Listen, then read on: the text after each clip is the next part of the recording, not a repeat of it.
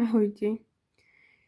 Dnes som si pripravila pre vás iba krátke video, pretože keď som vyrábala tieto náušničky, tak mi napadlo, že možno nie každá z vás alebo každý z vás bude vedieť, ako vlastne si ukončiť tieto náušničky, teda urobiť uzlíček a zapošiť. Keď som si dokončila tieto náušničky, že som prešla po celom obvode, tým pádom ich mám už aj pekne spevnené, som vyšla Firelineom z tejto korálky Super Duo. A potom, čo je dôležité si uvedomiť? Je dôležité si uvedomiť, či druhú nitka vám trčí buď takto buď spredu, alebo či ako mne, že končí na tejto zadnej strane. Keďže mne končí na zadnej strane, tak si musím premyslieť, ako sa touto druhou nitkou, ako sa touto druhou nitkou dostanem k tejto druhej. Podľa mňa tak je najlepšie si ich zakončiť, aby sme mohli urobiť pekný uzlíček. Samozrejme uzlíček si môžete spraviť aj túto, kde práve končíte, alebo rôzne inde na náušničkách. Ale ja vám chcem ukázať takýto spôsob, možno, že vám bude vyhovovať, alebo nie. Takže končila som, ako som hovorila, vpredu, ale keďže druhú nitku mám vzadu, tak si náušničky otočím na zadnú stranu. Potom vidím, že vychádzam túto zo Super Duo. Tak toto ukážem, dúfam, že to bude vidieť túto. Že nitka mi vychádza z tohto Super Duo.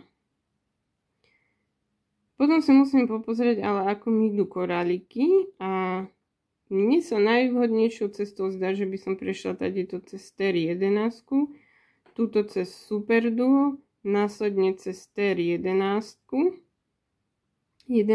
túto sa dostanem do Brick a korálky voskovej perličky, až sa nakoniec dostanem túto k druhej nitke. Takže si to poďme spoločne ukázať. Takže ihlou prejdem cez 11.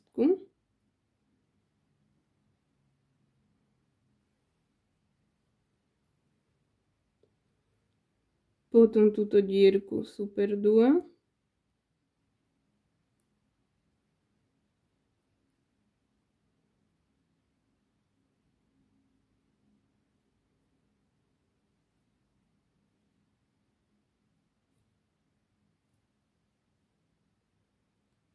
Následne cez TR 11.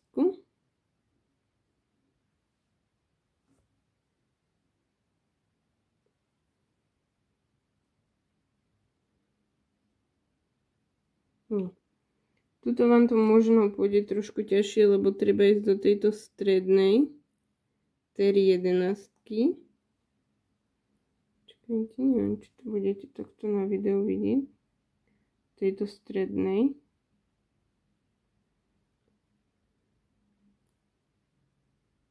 Takto.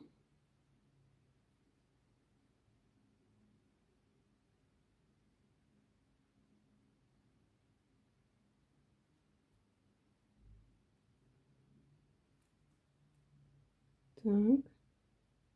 Potom prejdete do tejto 11. Ak vám to samozrejme pôjde, môžete naraz prejsť aj cez Brick korálku, ako to mne ide.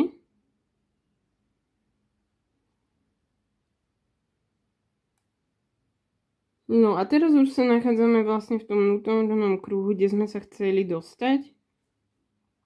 Prejdeme následne cez, v mojom prípade teda, cez voskovú perličku. Dokonca mne to ide ľahko aj cez Brick a následnú voskovú perličku. Môžete samozrejme prejsť jednotlivo, ale mne to krásne išlo naraz, takže som to využila. A tým som sa dostala niťou k tejto druhej niti, čo bolo vlastne môjim cieľom. No, teraz si už len urobíte uzlíček, klasicky.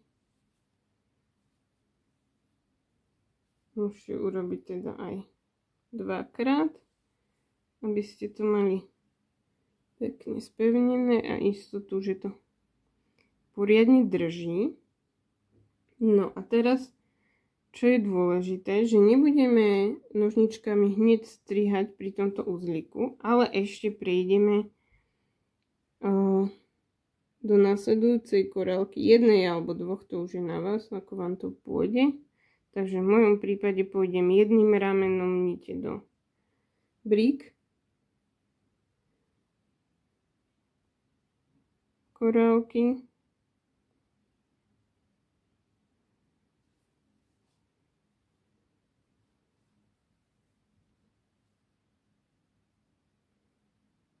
No, teraz si navlečiem ihlu do tohto druhého ramena.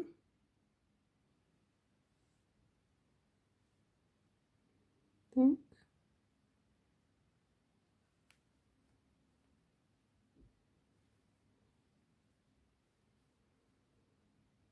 Pôjdem tuto do tejto opačnej strany, teda pôjdem do voskovej perličky.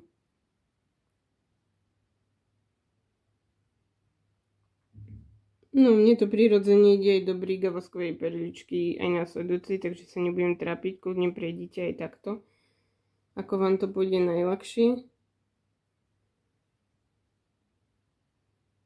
No. A v tomto prípade už môžete obidva konce odstrihnúť. Takže to berieme nožnice. Jednu nitku odstrihneme. Druhú nitku odstrihneme. A náušničky máme hotové. Nikde nevidno uzlík, pekne je všetko zapošité. Ak sa vám tento návod páčil, ak to bolo pre vás užitočné, poteším vás like, prípadne odoberanie kanálu Kráľovstvo korálok, kde budem postupne pridávať rôzne návody, ako si vytvoriť ručne šité šperky, prípadne nejaké tipy pre tvorbu. Tak majte ešte pekný deň, krásne tvorenie a do korálkovania.